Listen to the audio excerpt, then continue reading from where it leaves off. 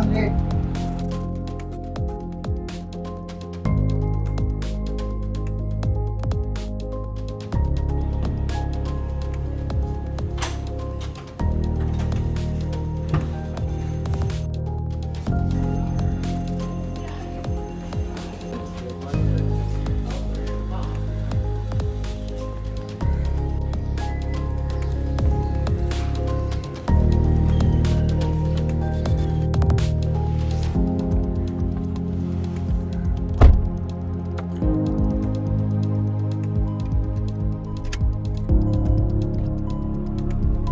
Did I leave the iron on? Let's just check.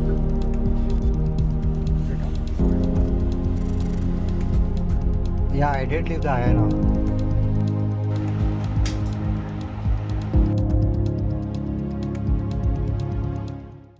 Hello everyone.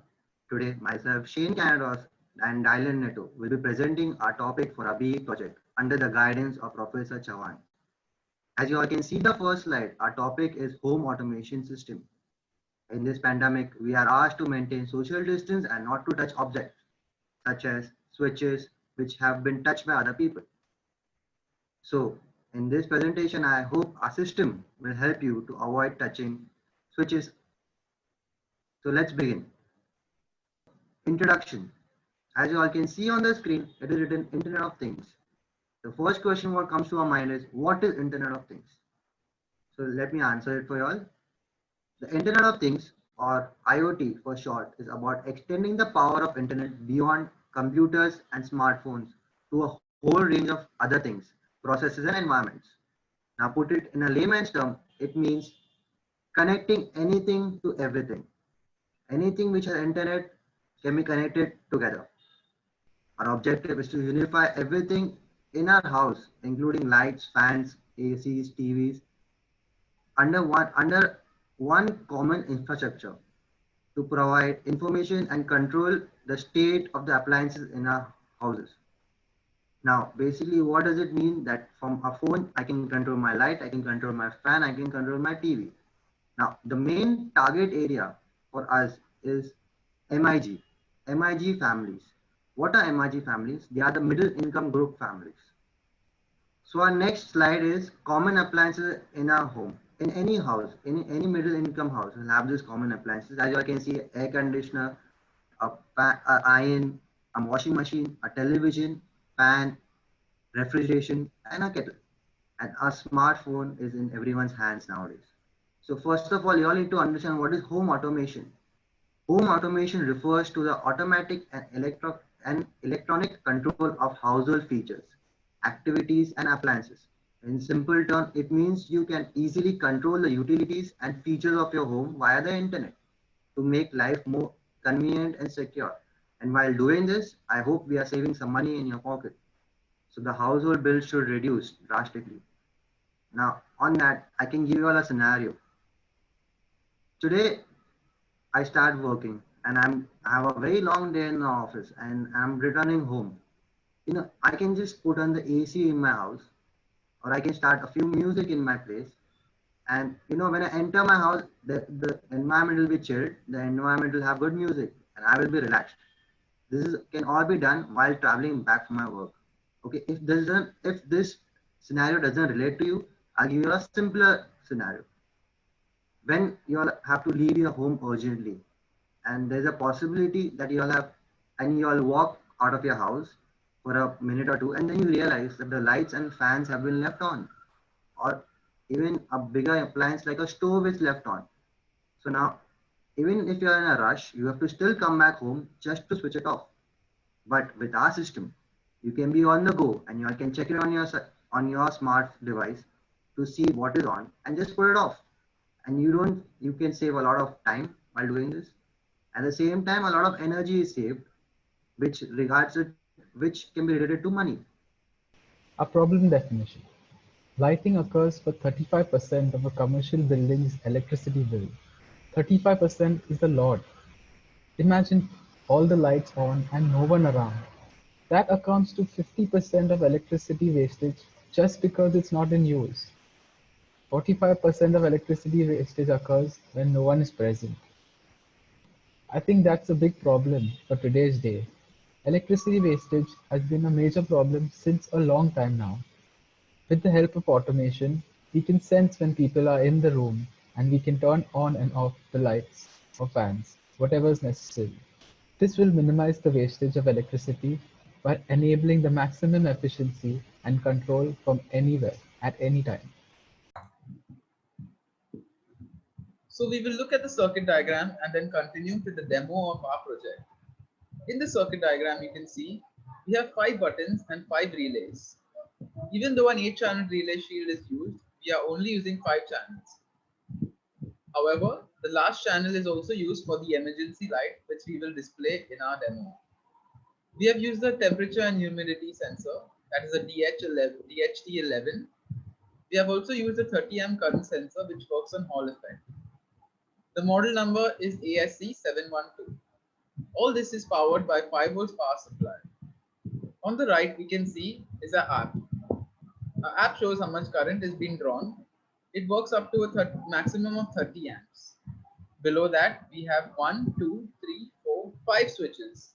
These 5 switches control all the 5 relays. At the bottom, we have temperature, which is in degrees Celsius, and humidity, that is in percentage. All this is interlinked, and it's a live feedback system. If the button is pressed on the node MCU, it will also update on the app and vice versa. This gives us a very fluent connection and helps us stay connected.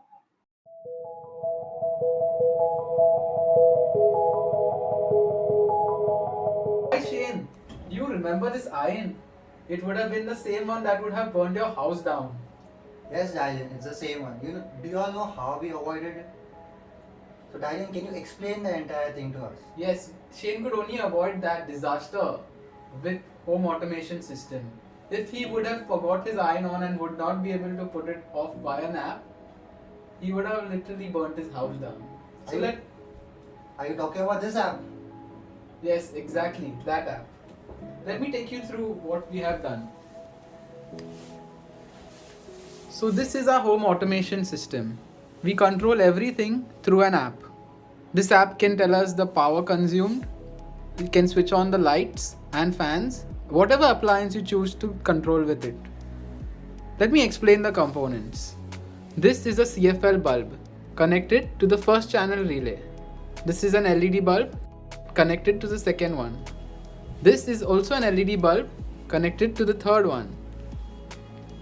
These plug points are connected to the fourth one, and this solid state relay has a capacity to hold 15 amps of current.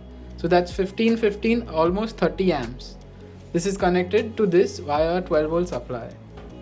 These are doorbell switches. So it is not on and off at any point of time. You can either switch it on or switch it off. So let's find out how this works. Shane will show you all the app. So this is the app. We have one switch to turn the first light on, second switch to turn the second light on, this switch to turn the LED on, and these are for the 2 sockets. So as you see, Shane wants to turn the first light on. He will click it on the app. He can also turn the second light on and will turn on the board. Now if he doesn't have access to the internet or doesn't have his phone around, he can also physically turn it off by these switches.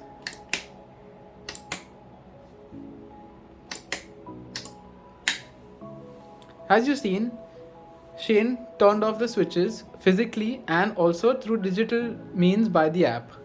Now, what if you forgot an iron on? Say you forgot your iron on. Now when you go to check an app, it will also show you the button being updated. It will also show you the power consumed, how much current your appliance is consuming. So what if you forget that if it's on or off? Your button will show you live feedback of what the state is. Iron goes off.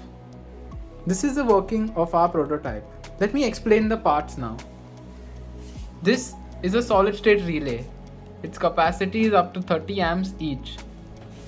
This is a LED bulb. You can find in any hardware store.